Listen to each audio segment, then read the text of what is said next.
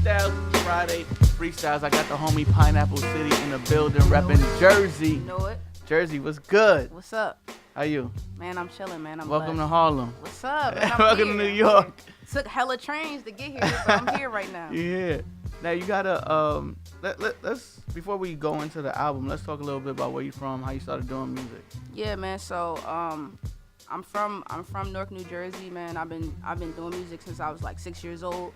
In fact, my dad, my stepfather, and my grandfather are all DJs. Oh wow. So like that shit was just like embedded in me. Like when my mom separated from my dad, like she remarried a DJ. So it was like I wake up in the morning, he DJing and pop locking at the same time and shit. You know what I'm saying? So it's just been like in my soul. And on my dad's side, I just come from a very like musical family. Like they were all in some form of creative arts, you know, and it just passed down to me. So I used to walk around with a little rap book at like 6 years old, and Newark is affectionately called Brick City. Yeah. So my dad used to call me Brit City, because my name is Brittany. So he used to call me Brit City.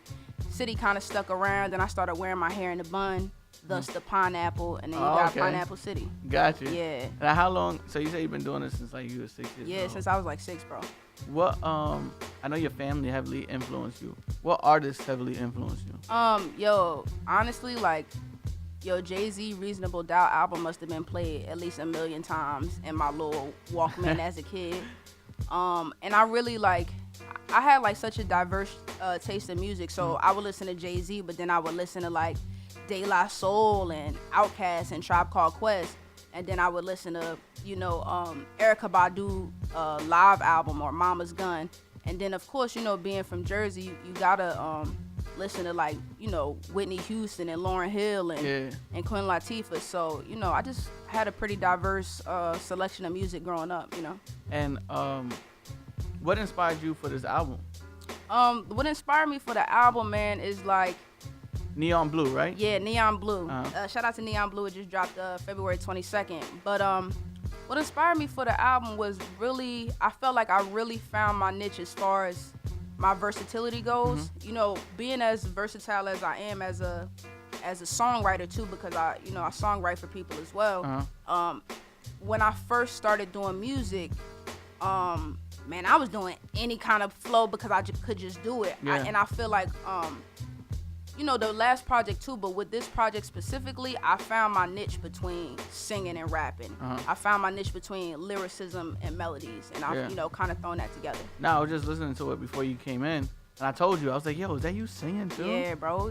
I'm out here. It's crazy. Do it all. It's crazy because I ain't even really, like, so I was in chorus and stuff in middle school and high school, and I did, like, a lot of plays and shit like that, but I never got any lead spots. So, like, as a kid, if you audition for something or you try out for the basketball team or something and you don't make it, you just think you ain't shit. Yeah. So I thought I couldn't sing. So I'm like, all right, well, I'm going to just continue rapping. Like, I'm not going to do the singing thing. And it wasn't up until, I say maybe like 2 or 3 years ago when I was like, okay, let me stop. Like, because I used to do some, like, you know how, like, J. Cole, like, he'll hum a little bit. You know what I'm saying? Yeah. I used to pull one of those off until somebody told me, like, yo, just sing, bro.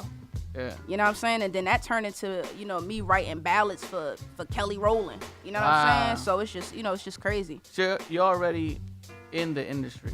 I guess you could say that, yeah. So writing for people, what makes you want to not necessarily be a writer and be more of an artist? Because it's cool to, try to put myself in other people's shoes and try to tell their narrative. But I feel like my narrative is so important for where we are as a culture right now. You know what I'm saying? I feel like my story needs to be told. There's never been a Pineapple City before. So I feel like I can't limit myself to just writing songs for other people. I gotta tell this story for people who look like me and want to hear music like I make. You know what I'm saying? So, and plus I'm just super passionate about it. Like I said, been doing music since I was 6. So it's like, man, I used to be pop locking on stage too with my stepfather. I can't dance, you know what I'm saying? But I just wanted to be on stage. So, it's just embedded in me. That's dope. Now, there's money in writing. Right. So I know it's tough sometimes as an upcoming artist. For that bread to come in, it takes some time. Right. But when it does, it's worth it. Right. What has pushed you to keep going? Yo, it's just the passion for it. See, I feel like in this day and age where we're at in music, and people like to say like, oh, like hip hop died or whatever. I strongly disagree with that. I strongly disagree too. I just think that the people who are like, I wouldn't even say the most powerful right now, just mainstream people right now aren't really in it because they love rapping. They're just trying to make a come up, and they see this as the way to come up. Yeah. Like for example, there's so many. Go ahead, name an artist. Name an artist. It's so many. I was gonna say it's so many like influencers on Instagram turned artists that never had any inkling or any idea to want to rap, but see that as an avenue of revenue. What's some of your biggest successes so far? Yo, so my song Rose Colored, that shit hit over 1 million streams. I've written like 3 records on Kelly Rowland's new album, and that's been like over the past 6 months. I just had a billboard on Sunset Boulevard in Los Angeles. And actually the other day I just became an actress, and it's just happened. Yo, on God, bro. Like, I just got a phone call like, yo, Dave Myers. In fact, shout out to Dave Myers who shot Humble for Kendrick and Sicko Mode for Travis.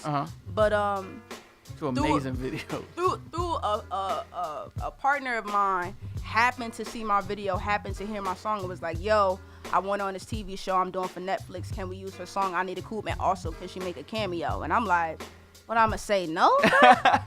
Of course. Yo, like, I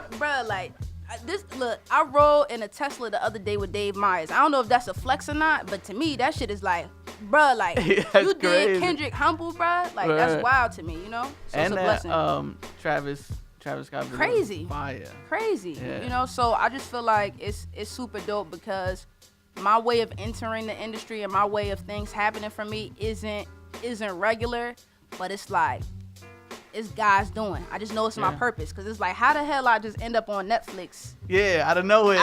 I'm like, let's do it then. But how did Kelly Rowland come about? So I have a situation with Red Bull Publishing. Shout out to Red Bull. And you know, as soon as I signed to them as a songwriter, like within a week, they're like, hey, you want to be in a studio with Kelly Rowland for a week? And I'm like, crazy. What's happening, bro? Like, at this point, I'm talking to God like, yo, I know you here, bro, but you scared me a little bit. Like, you got to calm down. It's all coming kind of fast. Whoa. You feel me? And, you know, and I spent a week in the studio with Kelly Rowland with some other amazing writers from Red Bull. So, even though, like I said, my way of entering the industry isn't conventional, I feel like I found my niche, and I've also found people who believe in me enough to give me these opportunities. Yeah. You know what I'm saying? So, you know, like, for that to be my first, like, yo, my first big thing, like, is Kelly Rowland, I don't even know what to say. You know? That's big. Word. If you could pick any artist right now to have a feature with, who would it be? If Pineapple City featuring J. Cole and Erykah Badu, it'd be a smash. That would be crazy. It'd be super crazy. Let's put that in the universe. Yo, Cole, look. Erykah Badu, you hear that? Speaking of these bars, we're going to get to these bars in a second. E-Stylez, Friday Freestyle. Yeah. Let's get it. PC. Yeah. Hey. I swear to God, I almost died in that car. Still got scars. An angel whispered in my ear, I'm a star, so it's law. I told my mama I was gonna make it fall out of knock. Now when she talk about her daughter with friends, they in awe. Look, came up from the bottom, then I grew up. Then I put in blood, sweat, and tears until I blew up. Got so many chains on, I feel like Rick the Ruler. Been dancing like the Jeffersons ever since I moved up. From begging my mama to giving my mama some change, nigga. I'm really trying to put you on game and tell you follow all of your dreams. Succeed, word to me, do your thing. If I could do it, nigga, you do the same, make a name. I used to pull up in a Civic, now I pull up in Rangers. And reminisce on times back when a nigga was nameless. When pretty girls would diss me for a nigga more famous. And grandma used to warn me that my lifestyle was dangerous. Before I got detention just for using foul language or looking at her ass after class in the basement. I was a little shorty with a dream and a wish. I used to pray to the Lord for the of days like this. Now I'm trying to get these M's, get these dollars like Rihanna friend. It's common sense, I'm trying to pull up in some kind of Benz. Hoes still on me like Lorenz Tate,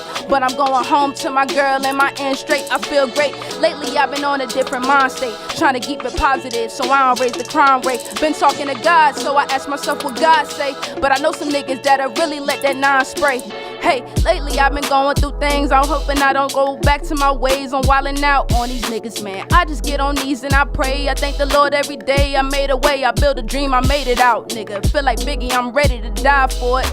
An ill nigga, gotta thank Nas for it. I'm still after dead presidents like Jay and keep a couple stacks round like Dre. I relay, this shit is crazy.